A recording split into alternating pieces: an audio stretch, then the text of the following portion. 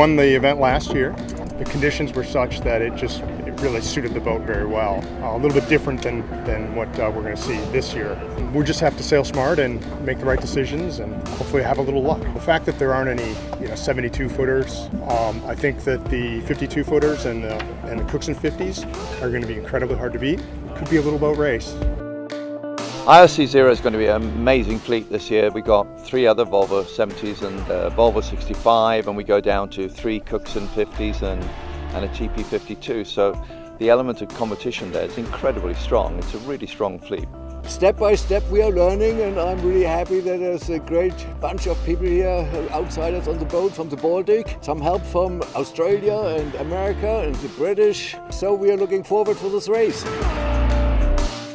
Only a couple of us on board have done the Caribbean 600. I haven't done it before. First time with this boat and first time navigating, so it's going to be a pretty exciting adventure. So there's 3 Cookson 50s in the race. We haven't sailed against them. Triple Indies are fixed keel and privateers canting keels. But it'll be really good. It's always good to line up against sister ships. Keeps you honest. We're largely from the Pacific Northwest, which is a light wind venue. So the light wind is maybe less alarming to us than some of the other sailors. We're like, wow, 10 knots, that's honking. Our eye is on Escapado because they're good friends from back home. It's nice to have some truly friendly competition instead of just against strangers. I mean, one of the good things about these races is that there is some socializing, so you're not usually racing with strangers by the time the start line comes around.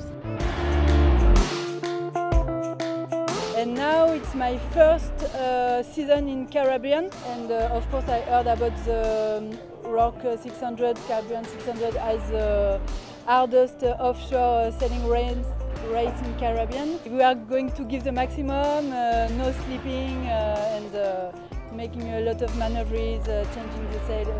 So it's going to be a busy and intensive race. One of the really interesting stories is Maiden, the boat that was sailed by Tracy Edwards, the first all-female crew to sail the Whitbread Round the World race in the 80s. And she's back again, refurbished and ready to go. This will be her first race since that time. The boat hasn't raced as Maiden since the 1989 Whitbread. So yeah, everything's really ready. We've got the sails that the boat sailed around the world with, so nothing's that crisp anymore. But we've got a really cool crew.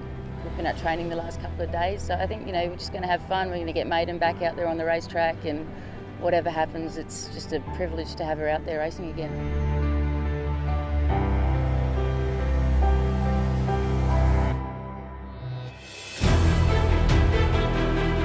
So one of the fleets to watch has to be the multi-hulls because they're just stacked full of legends. We have Frank Camas, we have Brian Thompson, Lloyd Perron, Giovanni Soldini and Maserati. I mean, these guys are full-on offshore racers. They're spread through 3 Mod 70s. They'll be battling each other. It'll be a very close race. Against them will be an 80-foot version of theirs, Trimaran Ultime Emotion 2. That will be trying to beat them for line honours overall. So really the multi-hull class this year is really spectacular and one to watch.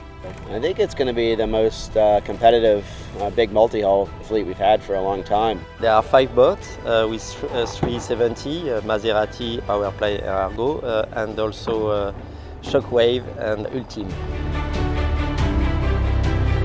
Argo and us are quite identical, more or less, really. Giovanni is working a lot on full foil system, which are very efficient when they are working, which are a bit draggy when they are not, like any kind of foil system. So we know that in certain conditions we suffer, and then in other conditions we have obviously a better speed. Last year's was a perfect condition, and this time doesn't look so good. It's the play.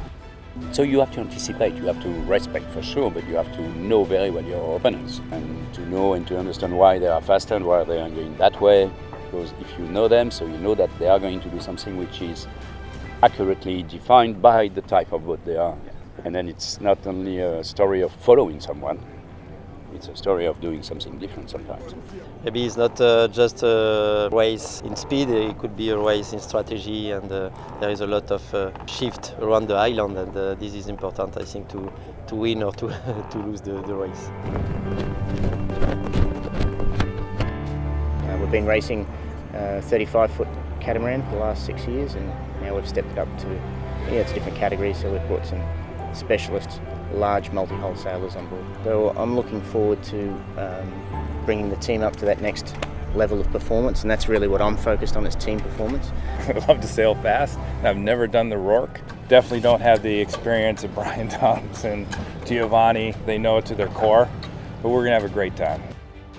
There is many legs, and with a lot of change of sail configuration, and it's better than a long leg with nothing to do. So I'm happy to do this race. It's first time for me, but could be a very good fight with the other competitors.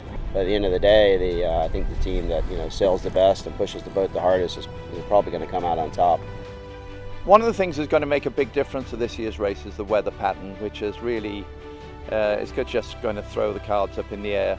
There's a frontal system coming through. It's going to be light in the beginning, and it's going to be very difficult to predict a winner.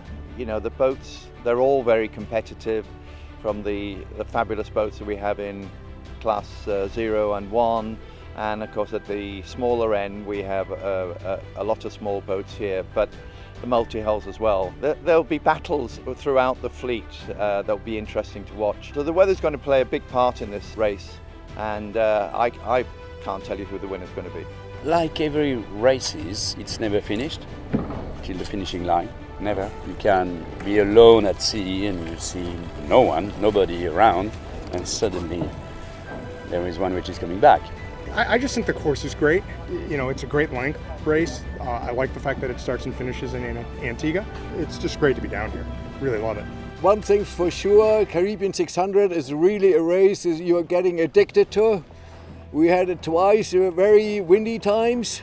You gotta push a boat all the time, and we are ready.